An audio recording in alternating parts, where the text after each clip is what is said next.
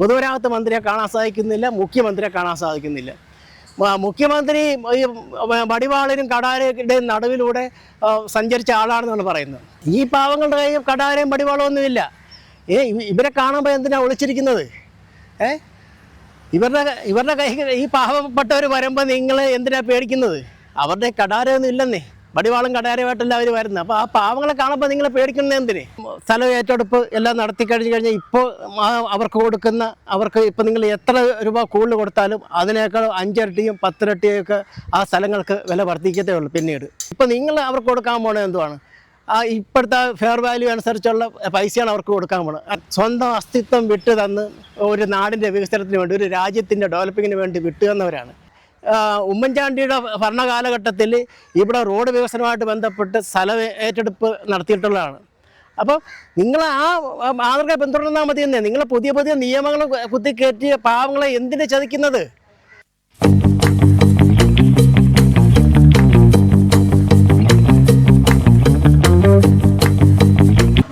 സുഹൃത്തുക്കളെ, ഞാനിപ്പോൾ ഉള്ളത് വിഴിഞ്ഞത്താണ്. വിഴിഞ്ഞത്ത് ബൈപ്പാസിന് മേലുള്ള പാലത്തിലാണ് ഞാനിപ്പോൾ നിൽക്കുന്നത്. നമ്മുടെ പോർട്ടുമായിട്ട് ബന്ധപ്പെട്ട്, വിഴിഞ്ഞം പോർട്ടുമായിട്ട് ബന്ധപ്പെട്ട് ഔട്ടറിംഗ് റോഡിൻ്റെ പ്രവർത്തനം എങ്ങനെയൊക്കെ ഉണ്ടെന്ന് നോക്കാൻ വേണ്ടി ഇറങ്ങിയതാണ്. അപ്പോൾ ഇപ്പോൾ അതുമായിട്ട് ബന്ധപ്പെട്ട് വലിയ ചർച്ചകളും ധാരണകളൊക്കെ നടക്കുകയല്ലേ. അപ്പോൾ അതിൻ്റെ കവാടത്തിലേക്ക് നമുക്ക് പോയിട്ട് ബാക്കിയുള്ള കാര്യങ്ങളൊക്കെ നമുക്ക് നോക്കാം. അതുവഴി പോകാൻ പറ്റുമോ എന്ന് നോക്കാം. കവാടത്തിൻ്റെ അടുത്തേക്ക് അവന്മാരൊക്കെ ക്യാമറയൊക്കെ വെച്ചിട്ട് കയറ്റുമോയെന്നറിയില്ല, എങ്കിലും നമുക്ക് അവിടെ പോകാൻ പറ്റുമോ എന്ന് നോക്കാം.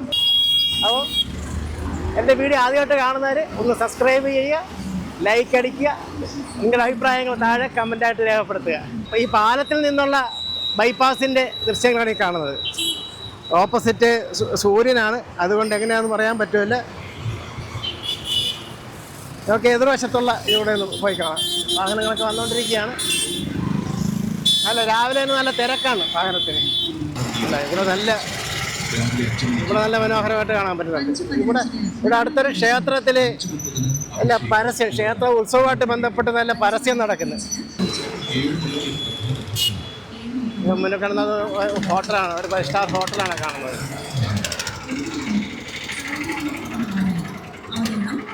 അപ്പോൾ ഏതായാലും നമുക്ക് പോർട്ടിൻ്റെ കവാടത്തിലേക്ക് പോയി നോക്കാം അവിടുത്തെ കാര്യങ്ങൾ. അവിടെ നിന്നാണല്ലോ നമ്മുടെ ഈ ഔട്ടറിംഗ് റോഡിൻ്റെ പ്രവർത്തനം നടക്കുന്നത്.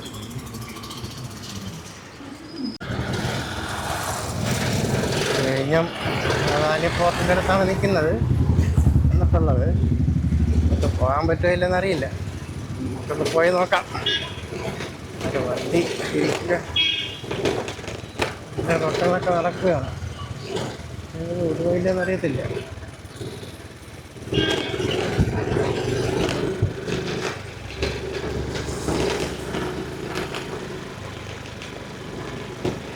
ബൈപ്പാസിൽ കയറാൻ പണി നടക്കുകയാണ്.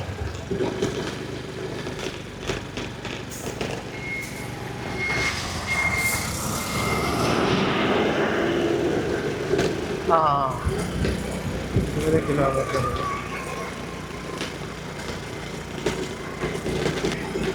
സുഹൃത്തുക്കളെ, ഇതാണ് വിഴിഞ്ഞം ഔട്ടറിംഗ് റോഡിലേക്ക്, വിഴിഞ്ഞം അദാനി പോർട്ടിൽ നിന്ന് ഔട്ടറിംഗ് റോഡിലേക്കുള്ള മെയിനായിട്ടുള്ള പാത. അപ്പോൾ ഇവിടുന്നാണ് അങ്ങോട്ട് ബൈപ്പാസിലേക്കും ഔട്ടറിംഗ് റോഡിലേക്കും ഒക്കെ ഉള്ള കവാടം തുറക്കുന്നത്. ഇത് അതിൻ്റെ പണി നടക്കുന്നേ ഉള്ളൂ. നമുക്ക് അവിടെ വരെ പോകാൻ പറ്റുമെന്ന് അറിയത്തില്ല. പോകുന്നിടത്തോളം പോകാം.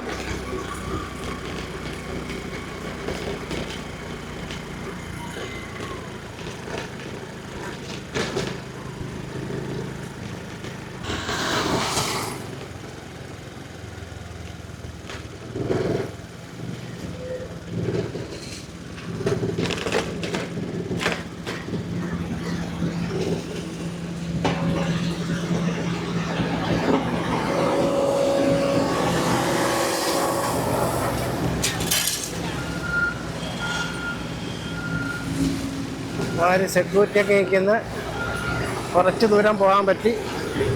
ഇനി അങ്ങോട്ടുള്ള എങ്ങനെയാണെന്ന് അറിയില്ല.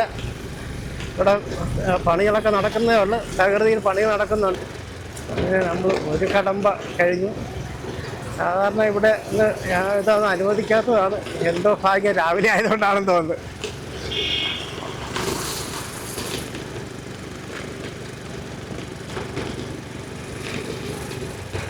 രാവിലെ തന്നെ പണികൾ ആരംഭിച്ചിട്ടുണ്ട്.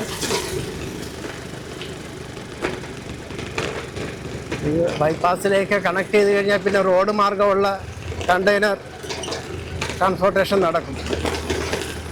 അപ്പം അതിന് വേണ്ടിയിട്ടുള്ള പരിപാടിയാണ് നടക്കുന്നത്. ഇപ്പം ഒരു ബ്രിഡ്ജ് വരുന്നുണ്ട്.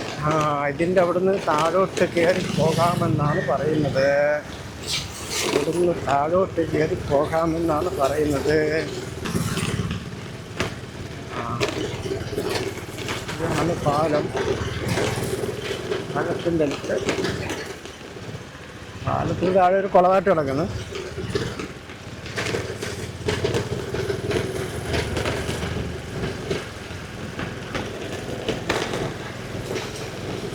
പൊടി പറക്കാതിരിക്കാൻ ജലസേചനം നടത്തിക്കൊണ്ടിരിക്കുന്നു.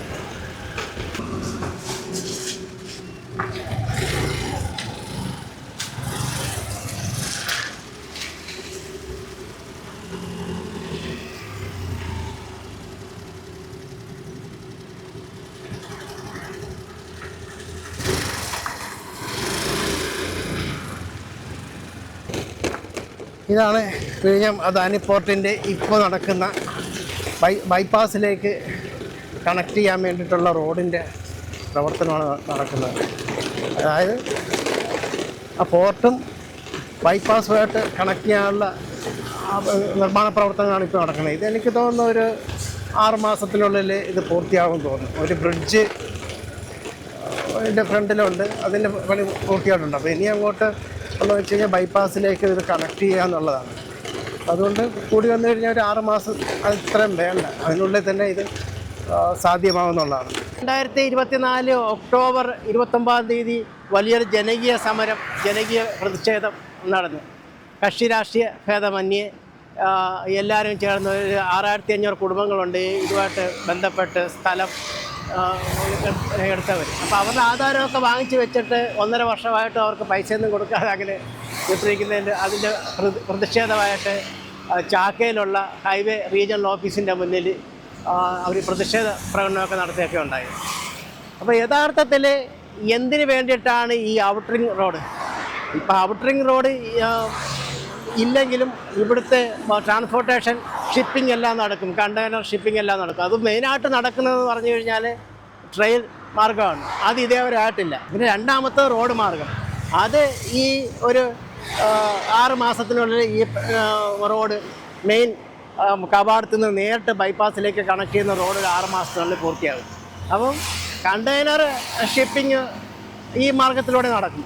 എന്നാൽ ഇപ്പോൾ ഒരു 100-ലധികം ഷിപ്പുകൾ ഇവിടെ വന്നു പോയിട്ടുണ്ട്. അതിൽ ഒരു കണ്ടെയ്നറും പുറത്തേക്ക് കൊണ്ടുപോകുകയോ ഇവിടുന്ന് പുറത്തുനിന്ന് അകത്തേക്ക് കൊണ്ടുപോകുന്ന സംവിധാനം ഇതുവരെ വന്നിട്ടില്ല. അപ്പോൾ അതിനർത്ഥം എന്ന് പറഞ്ഞു കഴിഞ്ഞാൽ വിഴിഞ്ഞം മദർ പോർട്ടാണ്. അവിടെ വലിയ കപ്പൽ വരും, വലിയ കപ്പലിൽ നിന്ന് ബെർത്തിലേക്ക് സാധനങ്ങളൊക്കെ ഇറക്കി വയ്ക്കും, കണ്ടെയ്നറുകളൊക്കെ ഇറക്കി വെക്കും, മറ്റ് ഷിപ്പുകൾ വരും, അതിനകത്ത് കയറ്റി കൊണ്ടുപോയി ഇവിടുന്ന് ഏതെങ്കിലും ഒരു കണ്ടെയ്നർ പുറത്തേക്ക് കൊണ്ടുപോവുകയോ പുറത്തുനിന്ന് ഏതെങ്കിലും ഒരു കണ്ടെയ്നർ ഇങ്ങോട്ട് അകത്തേക്ക് കൊണ്ടുവരുന്ന ഒരു പ്രവർത്തനം ഇതുവരെ നടന്നിട്ടില്ല. അതിനുള്ള റോഡ് മാർഗമൊക്കെ ഇപ്പോൾ ഓൾറെഡി ഉണ്ട്. അപ്പോൾ ഇപ്പം നിർമ്മിച്ചുകൊണ്ടിരിക്കുന്നത് വെച്ച് കഴിഞ്ഞാൽ വിഴിഞ്ഞം അദാനി പോർട്ടിൽ നിന്ന് മെയിനായിട്ടുള്ള കവാടത്തിൽ നിന്ന് നേരെ ഇതിലേക്ക് ഈ കാണുന്ന ബൈപ്പാസിലേക്ക് കണക്ട് ചെയ്യാനുള്ള റോഡിൻ്റെ പ്രവർത്തനമാണ് നടക്കുന്നത്. അതൊരു 6 മാസത്തിനുള്ളിൽ അത് പൂർത്തിയാകും. എങ്കിലും മെയിനായിട്ടുള്ള കണ്ടെയ്നർ ഷിപ്പിംഗ് നടക്കുക എന്ന് പറയുന്നത് അത് റെയിൽ മാർഗമാണ്. അതിൻ്റെ പ്രാരംഭഘട്ടം പോലും അതും ആയിട്ടില്ല. അത് അണ്ടർപാസ് ആണ്, മണ്ണിനടിയിൽ കൂടെ പോകുന്ന സംവിധാനമാണ് അത് ഇണക്കുന്നതെന്നാണ് പറയുന്നത്. പിന്നെ ഈ 6500 കുടുംബങ്ങളെടുത്തു നിന്ന് ആധാരം വാങ്ങിച്ചു വെച്ചിട്ട് ഇപ്പോൾ 1.5 വർഷമായി. അവരാണ് ഈ ചാക്കയിൽ പോയി സമരം ചെയ്യുകയും കക്ഷി രാഷ്ട്രീയ ഭേദമന്യേ എല്ലാ കുടുംബങ്ങളും അവിടെ പോയി സമരം ചെയ്യുകയൊക്കെ ഉണ്ടായത്. യഥാർത്ഥത്തിൽ ഇവിടുത്തെ കണ്ടെയ്നർ ഷിപ്പ് കാര്യങ്ങളൊക്കെ നടത്തുന്നതിന് വേണ്ടി ഈ റോഡുകളൊക്കെ തന്നെ ഈ ബൈപ്പാസിലേക്ക് ചേർത്ത് കഴിഞ്ഞാൽ പിന്നെ കണ്ടെയ്നർ ഈ ബൈപ്പാസ് വഴി തെക്കോട്ടും വടക്കോട്ടൊക്കെ കൊണ്ടുപോകാൻ സാധിക്കുന്നതാണ്. പിന്നെ എന്തിനാണ് ഈ ഔട്ടർ റിംഗ് റോഡിൻ്റെ ആവശ്യം? അപ്പോൾ അതിനെക്കുറിച്ചാണ് നമുക്ക് ഇത് ചർച്ച ചെയ്യാനുള്ളത്. അപ്പോൾ അതിന് നമുക്ക് തൽക്കാലം ഇവിടുന്ന് മാറിയിട്ട് നമുക്ക് വിഴിഞ്ഞം അദാനി പോർട്ടിൻ്റെ ബീച്ച് സൈഡിൽ പോയിട്ട് അവിടെ നമുക്ക് സംസാരിക്കാം. നമ്മൾ ഇതിന് മുമ്പേ വന്നപ്പോൾ ഇവിടുന്ന് വിഴിഞ്ഞത്തേക്ക് പോയത് ഇവിടുന്ന് വലത്തോട്ട് തിരിഞ്ഞാണ്. അപ്പോൾ നമ്മളിപ്പോൾ ഇവിടുന്ന് ഇടത്തോട്ട് തിരിഞ്ഞാണ് പോകുന്നത്. നേരെ പള്ളിയുണ്ട്, പള്ളി അടുത്ത് ചെന്ന് കഴിഞ്ഞാൽ പള്ളിയടുത്ത് താഴോട്ട് ഇറങ്ങിയാലും ഈ വിഴിഞ്ഞം പോർട്ട് കാണാം. അപ്പോൾ നമ്മൾ നേരെ ഇപ്പം അങ്ങോട്ടാണ് പോകുന്നത്. റോഡൊക്കെ കുത്തനാക്കിയിട്ടിട്ടുണ്ടല്ലോ, അടിപൊളിയാക്കിയിട്ടിട്ടുണ്ടല്ലോ.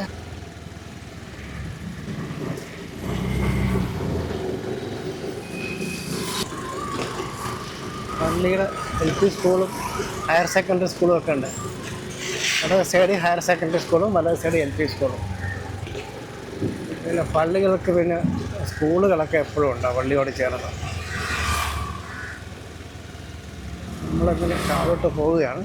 റോഡ് ഏതായാലും നല്ല മനോഹരമാക്കിയിട്ടുണ്ട്. ഇനിയിപ്പോൾ പള്ളിപ്പെരുന്നാൾ വല്ലതും ആണോ എന്ന് സംശയമുണ്ട്. അതിൻ്റെ ഭാഗമാണ് എന്ത് എന്നറിയില്ല. ഏതായാലും റോഡ് കുറച്ച് വൃത്തിയാക്കിയിട്ടുണ്ട്. നമ്മളിപ്പോൾ ഏതായാലും വിഴിഞ്ഞത്തേക്ക് എത്തിയിട്ടുണ്ട്. പള്ളിയുടെ വീഡിയോ ഒക്കെ കഴിഞ്ഞ വീഡിയോയിൽ നമ്മൾ കാണിച്ചിട്ടുള്ളതാണ്. അതുകൊണ്ട് നമ്മൾ ഇത്തവണ പള്ളിയുടെ വീഡിയോ എന്നുള്ള പെരുന്നാൾ കഴിഞ്ഞതാണ് തുടങ്ങിയതാണ് എന്തരം ചോദിച്ചു നോക്കാം. നേരെ ഇപ്പോഴത്തെ കടൽ കാണാം.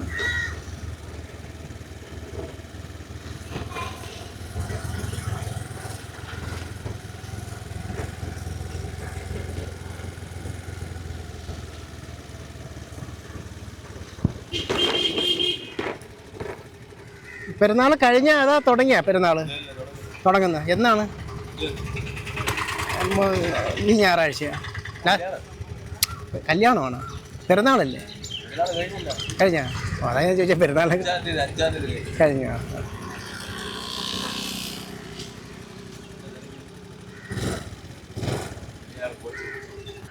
അപ്പോൾ capital regional development programme CRDP 2, അതായത് ഒരു പുതിയ സിറ്റി നിർമ്മിക്കുക എന്നുള്ളതാണ്.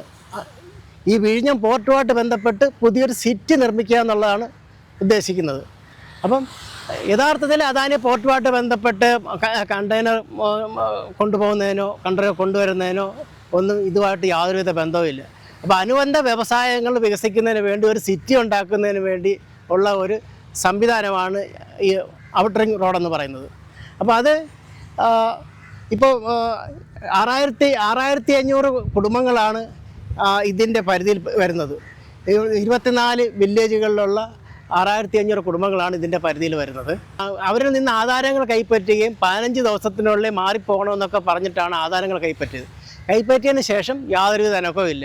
പാവങ്ങൾ സ്വർണം പണയം വെച്ചും ബ്ലേഡിനെടുത്തും മറ്റുള്ളവരുടെ നിന്നൊക്കെ വായ്പയൊക്കെ വാങ്ങിച്ചിട്ടാണ് ബാങ്കിലിരുന്ന ആധാരങ്ങളൊക്കെ എടുത്ത് എത്രയും പെട്ടെന്ന് ഇവരുടെ കൊടുത്തത്.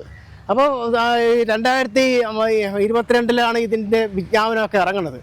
ആ ഇറങ്ങിയ സമയത്ത് പെട്ടെന്ന് ഇതിൻ്റെ പൈസകളൊക്കെ കിട്ടുമെന്നൊക്കെ പറഞ്ഞ് എല്ലാവരും പ്രോത്സാഹിപ്പിക്കുകയൊക്കെ ചെയ്തതിൻ്റെ ഭാഗത്ത് പാവങ്ങൾ പണയം വെച്ചും സ്വർണ്ണങ്ങളൊക്കെ പണയം വെച്ച് അടുത്തവൻ്റെ വീട്ടിലെ സ്വർണ്ണങ്ങളൊക്കെ പണയം വെച്ചും ബ്ലേഡിനെടുത്തൊക്കെയാണ് ബാങ്കിലിരുന്ന ആധാരങ്ങളൊക്കെ എടുത്ത് ഇത് ഇവർക്ക് ഇതിൻ്റെ ഡോക്യുമെൻറ്റ്സ് എല്ലാം കൈമാറിയിട്ട് ഇപ്പോൾ 1.5 വർഷമായി. അവരിപ്പോൾ ആത്മഹത്യയുടെ വാക്കിൽ നിൽക്കുകയാണ്. ഇപ്പം പാരമ്പര്യമായിട്ട് കിട്ടിയ സ്വത്തുക്കൾ അവർ അനുഭവിച്ചു പോരുന്നതാണ്. അതായത് അവരുടെ ഒരു അസ്തിത്വമാണ്, സ്വന്തം അസ്തിത്വമാണ് നാടിന് വേണ്ടിയിട്ടും രാജ്യത്തിന് വേണ്ടിയിട്ടും അവർ ബലിയർപ്പിച്ചിരിക്കുന്നത്. അവരോട് ഈ 1.5 വർഷമായിട്ട് അവരെ ഇട്ടുകൊണ്ട് ഇങ്ങനെ വിഷമിപ്പിച്ചുകൊണ്ടിരിക്കുകയാണ്. അതാണ് നമുക്ക് മനസ്സിലാകാത്തത്. നിങ്ങൾക്ക് ഈ സ്ഥലം അത്ര അടിയന്തര പ്രാധാന്യമുള്ള ഒരു കാര്യമല്ല ഔട്ടർ റിംഗ് റോഡെന്ന് പറയുന്നത്. ഇപ്പം തന്നെ 100-ലധികം കണ്ടെയ്നർ ഷിപ്പുകൾ ഇവിടെ, വലിയ മദർ ഷിപ്പുകൾ ഇവിടെ വന്നുപോയി. ഒരു ഷിപ്പിൽ നിന്നും പുറത്തേക്കുള്ള കണ്ടെയ്നറൊന്നും ഇതുവരെ പോയിട്ടില്ല, അകത്തേക്കും വന്നിട്ടില്ല. അപ്പം ഇത് മദർഷിപ്പ് ആയതുകൊണ്ട് തന്നെ ഇവിടെ വലിയ ഷിപ്പിൽ വരിക, മറ്റ് ചെറിയ ഷിപ്പിലേക്ക് അത് കയറ്റി വിടുക, അതുപോലുള്ള കാര്യങ്ങളാണ് ഈ തുടർന്നും നടക്കാൻ പോകുന്നത്. ഇവിടെ വരുന്ന ഷിപ്പുകളിൽ 80% അതുപോലുള്ള കാര്യങ്ങളായിരിക്കും നടക്കുന്നത്. പിന്നെ കേരളത്തിൽ നിന്ന് വ്യവസായം ഇല്ലാത്തതുകൊണ്ട് അധികം കണ്ടെയ്നർ ഷിപ്പുകളൊന്നും വരാൻ പോകുന്നില്ല. ഇനി പുതിയ സിറ്റിയൊക്കെ ഉണ്ടാക്കി ഒരു 10-25 കൊല്ലത്തിനൊക്കെ ശേഷമായിരിക്കും ഈ പറയുന്ന പോലെ ഇവിടുന്ന് എന്തെങ്കിലുമൊക്കെ പ്രോഡക്റ്റ് എക്സ്പോർട്ട് ചെയ്യാൻ പറ്റുന്നത്. അപ്പോൾ അതല്ലാതെ വല്ല ചാതി 1, 2, 3 ഒക്കെ ആയിരിക്കും. അത് കൂടി വന്ന 1, 2 എന്ന് പറയുന്നല്ലോ ഒരു 20%, 10% ഒക്കെ മാത്രമായിരിക്കും ആകെ ഇവിടെ നിന്നുള്ള എക്സ്പോർട്ടിങ് ഉണ്ടാകുക. പിന്നെ ഇമ്പോർട്ടിംഗ് ഒക്കെ ഉണ്ടാകും. പിന്നെ കൂടുതലും വരാൻ പോകുന്ന നോർത്ത് ഇന്ത്യ തമിഴ്നാട്ടിൽ നിന്നൊക്കെ ഉള്ള കണ്ടെയ്നറുകൾ ഇങ്ങോട്ട് വരികയും കൊണ്ടുപോകാനൊക്കെയുള്ള സാധ്യതയുണ്ട്. കാര്യം വെച്ച് കഴിഞ്ഞാൽ അവർക്കാണ് വ്യവസായങ്ങൾ കൂടുതലുള്ളത്. അപ്പോൾ ഇതുപോലുള്ള കാര്യങ്ങൾക്ക് വേണ്ടി ആ പാവങ്ങളെ വലയ്ക്കേണ്ട കാര്യമില്ലാണെന്ന് സ്വന്തം അസ്തിത്വം വിട്ടു തന്ന് ഒരു നാടിൻ്റെ വികസനത്തിന് വേണ്ടി, ഒരു രാജ്യത്തിൻ്റെ ഡെവലപ്പിങ്ങിന് വേണ്ടി വിട്ടു തന്നവരാണ്. അവരെ ഇങ്ങനെ നാഷണൽ ഹൈവേ റീജിയണൽ ഓഫീസിലേക്ക് ധർണ നടത്തിക്കുകയും അവരെ ഇട്ടിട്ട് അവരെ നിരന്തരം ഓഫീസുകളെല്ലാം കയറി ഇറങ്ങി നടക്കുകയാണ്. സത്യത്തിലെ കേന്ദ്ര നേതാക്കന്മാർ, കേന്ദ്ര മന്ത്രിമാർ, കേന്ദ്ര ഏജൻസികളെ എല്ലാം ഇവർക്ക് കാണാൻ സാധിക്കുന്നുണ്ട്. എന്നാൽ കേരളത്തിലെ ഒരു നേതാക്കന്മാരെ മര്യാദയ്ക്ക് കാണാൻ സാധിക്കുന്നില്ല, പൊതുമരാമത്ത് മന്ത്രിയെ കാണാൻ സാധിക്കുന്നില്ല, മുഖ്യമന്ത്രിയെ കാണാൻ സാധിക്കുന്നില്ല. മുഖ്യമന്ത്രി ഈ വടിവാളിനും കടാരയുടെയും നടുവിലൂടെ സഞ്ചരിച്ച ആളാണെന്നാണ് പറയുന്നത്. ഈ പാവങ്ങളുടെ കയ്യിൽ കടാരയും വടിവാളും ഒന്നുമില്ല. ഇവരെ കാണുമ്പോൾ എന്തിനാണ് ഒളിച്ചിരിക്കുന്നത്? ഇവരുടെ കൈ ഈ പാവപ്പെട്ടവർ വരുമ്പോൾ നിങ്ങൾ എന്തിനാണ് പേടിക്കുന്നത്? അവരുടെ കടാരയൊന്നും ഇല്ലെന്നേ, വടിവാളും കടാരമായിട്ടല്ല അവർ വരുന്നത്. അപ്പോൾ ആ പാവങ്ങളെ കാണുമ്പോൾ നിങ്ങൾ പേടിക്കുന്നത് എന്തിന്? അപ്പോൾ നിങ്ങൾ ഭയക്കുന്നതിന് കാരണം എന്ത്? ഇപ്പോൾ ഈ 1.5 വർഷമായിട്ട് നിങ്ങൾ കമാന്ന് പൊതുമരാമത്ത് വകുപ്പ് മന്ത്രിയും മുഖ്യമന്ത്രി കമാന്നൊരു അക്ഷരം വേണ്ടിയിട്ടില്ല. ബാക്കിയുള്ള കേന്ദ്ര നേതാക്കളും പറയുന്നുണ്ട്, അതിൻ്റെ കറക്റ്റായിട്ടുള്ള ഡീറ്റെയിൽ കൊടുക്കുന്നുണ്ട്, ഹൈവേ അതോറിറ്റികളും കറക്റ്റായിട്ടുള്ള ഡീറ്റെയിൽ കൊടുക്കുന്നുണ്ടെന്നുള്ളതാണ്. അപ്പോൾ യഥാർത്ഥത്തിൽ നിങ്ങളുടെ ഖജനാവിൽ പൂച്ച പെറ്റ് കിടക്കുന്നുണ്ട്. പൂച്ച എന്നല്ല പൂച്ചയല്ല, പോത്ത് എരുമയെല്ലാം നിങ്ങളുടെ ഖജനാവിൽ പെറ്റ് കിടക്കുകയാണെന്നുള്ളതാണ്.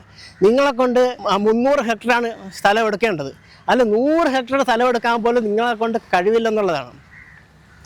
എന്നിട്ട് ആ പാവങ്ങളെ ഇങ്ങനെ വലയ്ക്കേണ്ട കാര്യമില്ലായിരുന്നു. നിങ്ങൾക്ക് അത് കറക്റ്റായിട്ട് പൈസ ഉള്ളപ്പോഴത് അതുങ്ങളുടെ ആധാരമൊക്കെ വാങ്ങിച്ചു വെച്ചാൽ മതിയായിരുന്നു എന്നുള്ളതായിരുന്നു.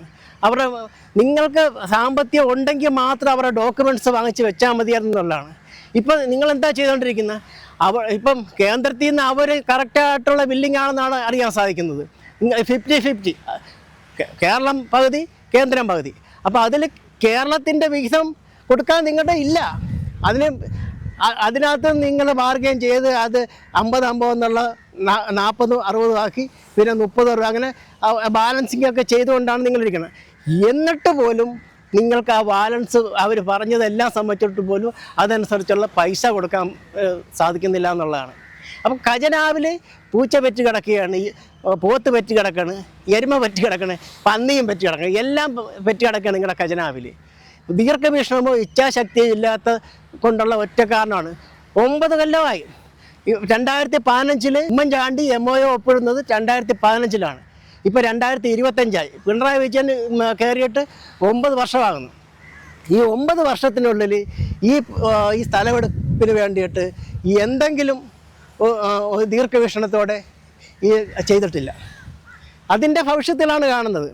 നിങ്ങളുടെ കയ്യിൽ പൈസ ഇല്ലെങ്കിൽ എന്തിന് ഇവരുടെ ഡോക്യുമെൻറ്റ്സ് വാങ്ങിച്ചു വെച്ച് അവരെല്ലാം ഇപ്പോൾ ആത്മഹത്യയുടെ വക്കിൽ നിൽക്കുകയാണ്. 2022 സ്ഥലം ഏറ്റെടുക്കാനുള്ള 3A വിജ്ഞാനം ഇറങ്ങിയതാണ്. 2023 മാർച്ച് ഏപ്രിൽ മാസങ്ങളിലായിട്ട് നിങ്ങൾ ഈ 11 വില്ലേജുകളിലെ സ്ഥല ഉടമകളിൽ നിന്ന് അത് ഡോക്യുമെൻറ്റ്സ് വാങ്ങിച്ചതാണ്. ഇന്നേ അവരെ വാങ്ങിച്ചതിന് ശേഷം അവർക്ക് വ്യക്തമായ ഒരു ആൻസർ കൊടുക്കാൻ നിങ്ങൾക്ക് സാധിച്ചിട്ടില്ല. ഇപ്പം നിങ്ങളെന്തോ ചെയ്തുകൊണ്ടിരിക്കുന്നത്? ഡിപ്രിസിയേഷൻ വാല്യൂ നിയമങ്ങളൊക്കെ തിരികെ കയറ്റി ആ പാവങ്ങളെ വീണ്ടും വഞ്ചിച്ചിരിക്കുകയാണ്. ഇപ്പം 1000 സ്ക്വയർ ഫീറ്റുള്ള ഒരു ഓടിട്ട വീടാണേലും നിങ്ങൾ ആ കാലപ്പഴക്കം നിർണ്ണയിച്ച് കൊടുത്തു കഴിഞ്ഞാൽ അതുപോലൊരു ഓടിട്ട വീട് നിർമ്മിക്കാൻ പറ്റും ഈ കാലഘട്ടത്തിൽ. അപ്പോൾ അവരുടെ ആശങ്കകളൊക്കെ തീർത്ത് കറക്റ്റായിട്ട് അവർക്ക് അവർക്ക് വേണ്ട പൈസ കൊടുക്കേണ്ടതല്ലേ? നമുക്കിവിടെ നമ്മുടെ മുന്നിലൊരു ഉദാഹരണമുണ്ട്. ഉമ്മൻചാണ്ടിയുടെ കാലഘട്ടത്തിൽ കരമന കളിയിക്കാവേള റോഡ് വികസനവുമായിട്ട് ബന്ധപ്പെട്ട് പൊന്നും വില കൊടുത്ത് ആ സ്ഥലങ്ങളെല്ലാം ഏറ്റെടുത്തത്. ആരും ഇത് കണക്ക് ഹൈവേ അതോറിറ്റിയുടെ റീജിയണൽ ഓഫീസിൽ ധർണ നടത്തിയിട്ടില്ല. ഒരാൾ പോലും കംപ്ലൈൻ്റ് ആയിട്ട് വന്നിട്ടില്ല. അപ്പം അങ്ങനെ മാതൃകാപരമായ ഉമ്മൻചാണ്ടിയുടെ ഭരണകാലഘട്ടത്തിൽ ഇവിടെ റോഡ് വികസനവുമായിട്ട് ബന്ധപ്പെട്ട് സ്ഥലം ഏറ്റെടുപ്പ് നടത്തിയിട്ടുള്ളതാണ്. അപ്പോൾ നിങ്ങൾ ആ മാതൃക പിന്തുടർന്നാൽ മതി തന്നെ. നിങ്ങൾ പുതിയ നിയമങ്ങൾ കുത്തിക്കയറ്റിയ പാവങ്ങളെ എന്തിനു ചതിക്കുന്നത്? നിങ്ങൾ യഥാർത്ഥത്തിൽ ചതിക്കുകയാണ് ചെയ്യണത്. ഈ 1.5 വർഷമായിട്ടും അവരുടെ അടുത്ത് നിന്ന് ഡോക്യുമെൻറ്റ്സ് വാങ്ങിച്ച് വെച്ച് നിങ്ങൾ കുരങ്ങ് കളിപ്പിക്കുകയാണ് അവരായിട്ടുണ്ട്. സത്യത്തിൽ നിങ്ങളുടെ ഖജനാവിൽ ഒന്നുമില്ലാത്തതുകൊണ്ടല്ലേ ഇത് ഇമാതിരി കോമാളിത്തരങ്ങളൊക്കെ കാണിച്ചുകൊണ്ടിരിക്കുന്നതെന്നുള്ളതാണ്. ഒരു നാടിന് വേണ്ടി, ഒരു രാജ്യത്തിന് വേണ്ടി സ്വന്തം പരമ്പര കിട്ടിയ സ്ഥലം സർക്കാരിലേക്ക് തന്നവർ ഇപ്പം എല്ലാ സർക്കാർ ഓഫീസുകളിലും എല്ലാ നേതാക്കന്മാരെയും മന്ത്രിമാരെയൊക്കെ കയറി ഇറങ്ങി അലഞ്ഞു വലഞ്ഞ് നടക്കുകയാണ്. നിങ്ങൾ ഈ ഡിപ്രിസിയേഷൻ വാല്യൂ എന്നൊക്കെ പറഞ്ഞ് ജനങ്ങളെ കബളിപ്പിക്കുന്നതിനൊക്കെ ഒരു പരിധിയുണ്ട്. ഇതിപ്പോൾ സ്ഥലം ഏറ്റെടുപ്പ് എല്ലാം നടത്തി കഴിഞ്ഞാൽ ഇപ്പോൾ അവർക്ക് ഇപ്പോൾ നിങ്ങൾ എത്ര രൂപ കൂടുതൽ കൊടുത്താലും അതിനേക്കാൾ 5 ഇരട്ടിയും 10 ഇരട്ടിയൊക്കെ ആ സ്ഥലങ്ങൾക്ക് വില വർദ്ധിക്കത്തേ ഉള്ളൂ. പിന്നീട് നിങ്ങൾ സ്ഥലം എടുത്ത അവിടെ റോഡ് വന്ന് ഒരു 2-3 വർഷത്തിനുള്ളിൽ തന്നെ അത് 5 ഇരട്ടിയും 10 ഇരട്ടിയായിട്ട് ആ സ്ഥലങ്ങൾക്ക് വില വർദ്ധിക്കുകയാണ്. ഇപ്പം നിങ്ങൾ അവർക്ക് കൊടുക്കാൻ പോണത് എന്തുവാണ്? ഇപ്പോഴത്തെ ഫെയർ വാല്യൂ അനുസരിച്ചുള്ള പൈസയാണ് അവർക്ക് കൊടുക്കാൻ പോകുന്നത്. അല്ലെങ്കിൽ ചിലപ്പോൾ അതിനെ കൂടെ ഒരു അല്പം കൂടെ കൂട്ടി കൊടുക്കുമായിരിക്കും. സുപ്രീം കോടതിയുടെ വിജ്ഞാനമുണ്ട്. അവർ ഇങ്ങനെ സ്ഥലം തരുന്നവർക്ക് ന്യായമായ ഇത് കൊടുക്കണമെന്നുള്ള നിയമങ്ങളൊക്കെ ഉണ്ട്. യഥാർത്ഥത്തിൽ ഈ ജനകീയ സമിതി അവരോട് പറയാനുള്ളതെന്ന് വെച്ച് കഴിഞ്ഞാൽ, നിങ്ങൾ ഹൈവേ റീജിയണൽ ഓഫീസിലൊന്നും പോയി ധർണ നടത്തിയിട്ടൊന്നും ഒരു കാര്യമില്ല. അവരുടെ ഭാഗത്തല്ല തെറ്റുള്ളത്. നിങ്ങൾ ചെയ്യേണ്ടതെന്ന് വെച്ച് കഴിഞ്ഞാൽ പൊതുമരാമത്ത് മന്ത്രിയുടെ ഓഫീസിൽ ചെല്ലുക, അല്ലെങ്കിൽ സെക്രട്ടേറിയറ്റ് ചെല്ലുക. പുറത്തിറങ്ങാൻ സമ്മതിക്കരുത്. നിങ്ങളെ കാണാൻ അനുവദിക്കുക. സാധാരണക്കാരനെ നിങ്ങളെ കാണാൻ അനുവദിക്കാത്ത പാർട്ടി പുള്ളിയെ പുറത്തിറങ്ങാൻ അനുവദിക്കരുത്. മുഖ്യമന്ത്രിയെ പുറത്തിറങ്ങാൻ അനുവദിക്കരുത്. അല്ലാതെ ഹൈവേ അതോറിറ്റിയുടെ മുന്നിൽ നിന്നും പോയി നിന്നിട്ടൊന്നും ഒരു കാര്യമില്ല. നിങ്ങളെ കാണാൻ വൈമുഖ്യം കാണിക്കുന്ന അവരെ പുറത്തിറക്കരുത്. അവർ ഈ മാതൃക നമ്മൾക്ക് കാണിച്ചു തന്നിട്ടുണ്ട്. മുൻപ് KN മാണിയെ സെക്രട്ടേറിയറ്റിൽ നിന്ന് ഇറക്കാതെ ചുറ്റും വളഞ്ഞ് നിന്നൊക്കെ എല്ലാവർക്കും ഓർമ്മയുള്ളതല്ലേ. ഇവരെ ഇറക്കരുതെന്നേ. ആര് തന്നെയാണെന്ന് പറഞ്ഞാൽ ആരെ ഇറക്കരുത്. നിങ്ങളെ കാണാൻ അനുവദിക്കാത്തവരെ അവരെ പുറത്തിറങ്ങാൻ അനുവദിക്കരുത്. പൊതുമരാമത്ത് മന്ത്രി നിങ്ങളെ കാണുന്നില്ലെങ്കിൽ പുള്ളി കാണാൻ അതിനകത്ത് തന്നെ ഇരിക്കട്ടെ. നിങ്ങൾ പുറത്തേക്ക് ഇറക്കരുത്. മുഖ്യമന്ത്രി നിങ്ങളെ കാണാൻ അനുവദിക്കുന്നില്ലെങ്കിൽ മുഖ്യമന്ത്രി അകത്തിരുന്നോട്ടെ, പുറത്തേക്ക് പിന്നെ ഇറങ്ങരുതെന്നുള്ളതാണ്. നിങ്ങളല്ലാതെ ഈ പല സ്ഥലങ്ങളിൽ പല ഓഫീസുകൾ കയറി ഇറങ്ങി നടന്നിട്ടൊന്നും ഒരു കാര്യമില്ല. കൃത്യമായ ഉറപ്പ് കിട്ടണമെന്നുണ്ടെങ്കിൽ നിങ്ങൾ പൊതുമരാമത്ത് മന്ത്രിയുടെ ബാബ് പൊളിയണം, മുഖ്യമന്ത്രിയുടെ ബാബ് പൊളിയണം. എങ്കിലേ നിങ്ങൾക്ക് കൃത്യമായ കാര്യം അറിയാൻ സാധിക്കത്തുള്ളൂ. എനിക്ക് മനസ്സിലാക്കാൻ സാധിച്ചൊരു കാര്യം വെച്ച് കഴിഞ്ഞാൽ, ഈ 10 കൊല്ലം കൊണ്ട് ഇവിടുത്തെ ഖജനാവ് മുഴുവൻ കാലിയായി മൈനസിലാണ് കിടക്കുന്നത്. ഇവർ ഈ ഒരക്ഷരം മിണ്ടാതിരിക്കുന്ന, ഇവർ ഈ ഒളിച്ചോട്ടം നടത്തുന്നതിൻ്റെ പ്രധാനപ്പെട്ട കാര്യം വെച്ച് കഴിഞ്ഞാൽ, ഇവരെ കൊണ്ട് ഇത് നടപ്പിലാക്കാനുള്ള കെൽപ്പില്ല. ദീർഘവീക്ഷണ ഇച്ഛാശക്തി ഉള്ളവരല്ല. ഇവർക്ക് ഇങ്ങനെ അടിച്ചു തകർക്കുക, സമരം ചെയ്യുക, അതുപോലുള്ള കാര്യങ്ങൾക്കാണ് ഇവർക്ക് എക്സ്പീരിയൻസ് ഉള്ളത്. ഭരണ നൈപുണ്യമുള്ളവരൊന്നുമല്ല. അതുകൊണ്ട് ഇവരിപ്പോൾ ചെയ്യാൻ പോണ ഒരു കാര്യം വെച്ച് കഴിഞ്ഞാൽ, എങ്ങനെയെങ്കിലും ഒരു വർഷം